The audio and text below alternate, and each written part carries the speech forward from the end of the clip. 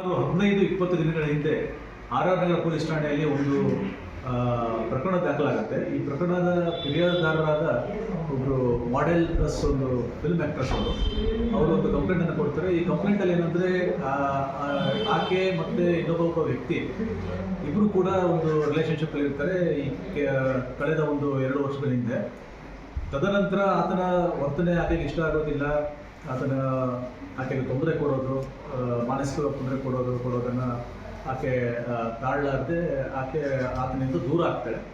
ದೂರ ಆದಮೇಲೆ ದೂರ ಆಗಿ ಅವ್ನಿಗೆ ಇಷ್ಟ ಇರೋದಿಲ್ಲ, ಅವನ ಜೊತೆಗೆ ಇರೋದಕ್ಕೆ ಅವ್ಳಿಗೆ ಇಷ್ಟ ಇರೋದಿಲ್ಲ.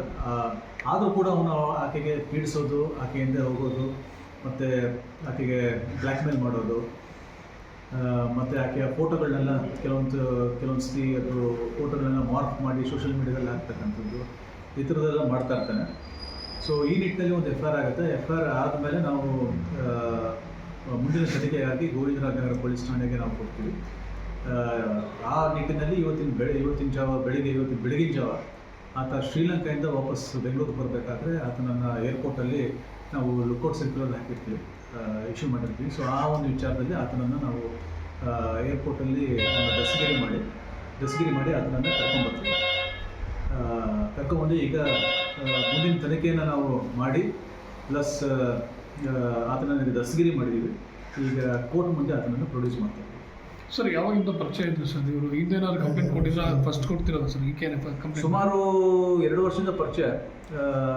ಈ ಹಿಂದೆ ಒಂದು 6-7 ತಿಂಗಳ ಹಿಂದೆನೂ ಕೂಡ ಒಂದ್ಸತಿ ಮಹಿಳಾ ಸಹಾಯವಾಣಿಯಲ್ಲಿ ಒಂದು ಆತನನ್ನು ಕರೆಸಿ ಸ್ವಲ್ಪ ವಿಚಾರಣೆ ಮಾಡಿರ್ತಾರೆ. ಅಲ್ಲಿ ಭರವಸೆ ಕೊಟ್ಟೋಗಿರ್ತಾನೆ, ಇಲ್ಲ ಆಕೆಗೇನು ತೊಂದರೆ ಮಾಡೋದಿಲ್ಲ ಅಂತ ಭರವಸೆ ಕೊಟ್ಟೋಗಿರ್ತಾನೆ.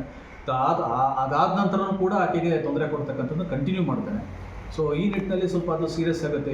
ಸೀರಿಯಸ್ ಆದಾಗ ನಾವು ಆಕೆ ಮತ್ತೆ ಬಂದು ಆಕೆಗೆ ಪ್ರಥಮ ವರ್ತಮಾನ ವರದಿ ಬೇಕು ಅಂತ ಕೇಳಿದಾಗ ನಾವು ಮಾಡಲೇಬೇಕಾದ ಪರಿಸ್ಥಿತಿ ಬಂತು. ಮತ್ತು ಆತನಿಗೆ ಅಲ್ಲಿ ಮಹಿಳಾ ಸಹಾಯವಾಣಿಯಲ್ಲಿ ಎಷ್ಟು ಕರೆಸಿ ಆತನಿಗೆ ಬುದ್ಧಿವಾದ ಹೇಳಿದ್ರು ಕೂಡ ಆತ ತಿದ್ದುಕೊಳ್ಳಿಲ್ಲ.